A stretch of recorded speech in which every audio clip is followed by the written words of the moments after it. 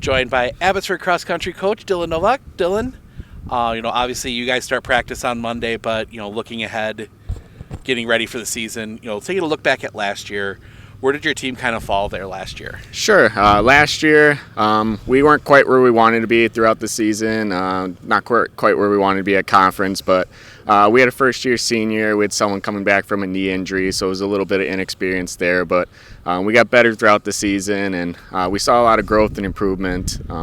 We had one person almost qualify for state. She was just one spot short of it, so that was unfortunate. But we had a lot of people step up throughout the season and kind of improve, so that was always nice to see. And at this point of the year, you're starting to look at, who's coming back from last year's team, who's going to be somebody new that's going to kind of spot into a role. Starting with the runners coming back, who are you kind of looking at to kind of lead that charge for you guys? Sure, yeah. The person that I would expect to lead the team is Monse Ochoa. She was our number 2 runner last year as a sophomore. She's coming back as a junior. We have Asia Atkinson. She'll be our senior this year. She's been on the team 4 years, so a little bit of expectation there for those two to kind of lead the team.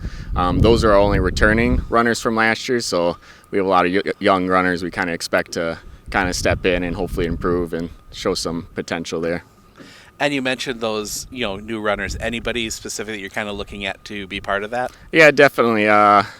We have an incoming freshman who hasn't ran cross country before, but she put in a good amount of miles this summer. So Jocelyn Jimenez, I think, will be a good addition to the team. Reina Romo got running a little bit this summer, and she'll be a first-year runner also as a sophomore. So I see some potential in those two that can definitely step up and hopefully add some good running to the team.